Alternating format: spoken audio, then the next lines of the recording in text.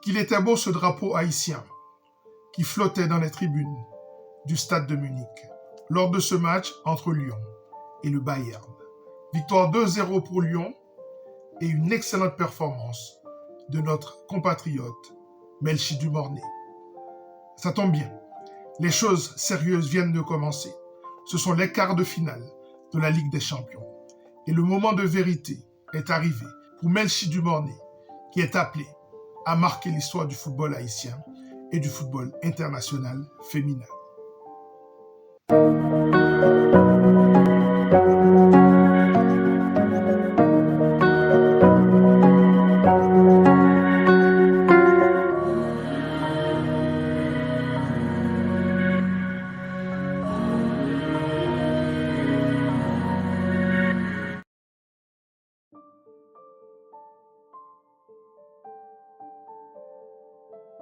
Avant de rentrer dans les détails du match, parlons du contexte.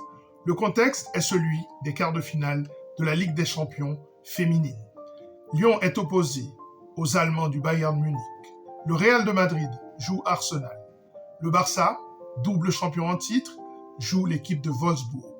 Et enfin, c'est un duel 100% anglais entre Chelsea et Manchester City.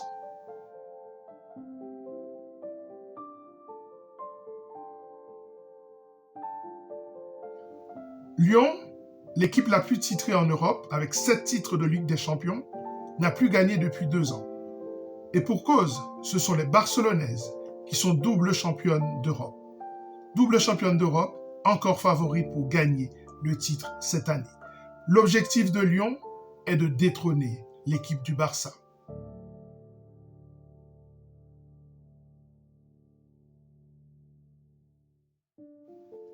Et le moins qu'on puisse dire, c'est que ça a bien commencé pour les Françaises, qui étaient en visite sur le terrain du Bayern de Munich.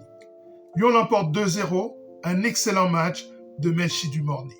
Melchi Dumornay qui a bien commencé le match.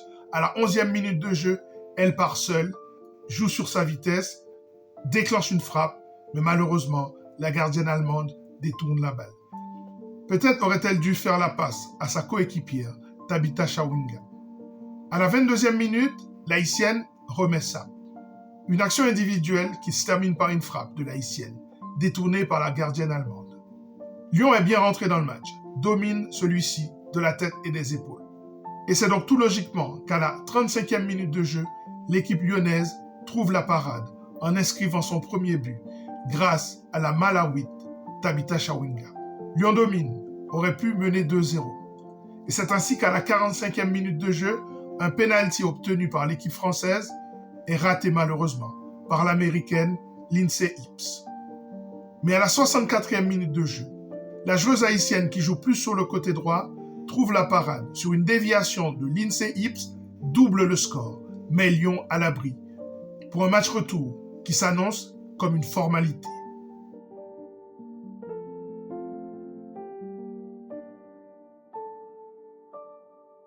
Lyon sera opposé au vainqueur entre le Real Madrid et Arsenal.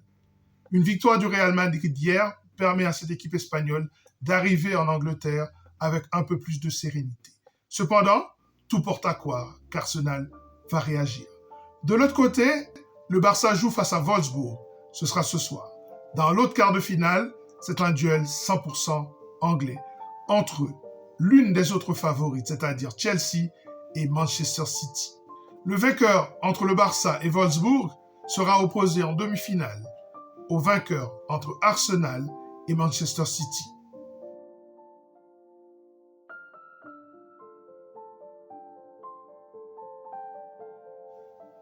Le vainqueur de cette Champions League, dont les joueuses ont brillé, seront idéalement placés pour la course au Ballon d'Or.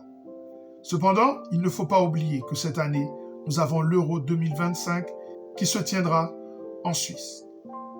Et il faudra également inclure les performances des joueuses européennes dans ce tournoi.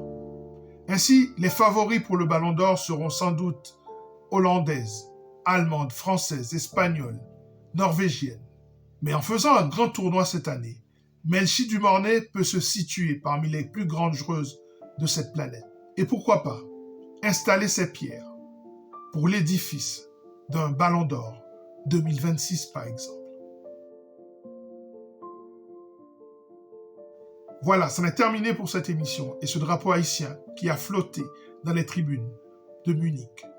51 ans après le but de Mano Sano à la Coupe du Monde 1974. Cette fois, c'est grâce à Melchi Dumornay. Allez Melchi, on est avec toi.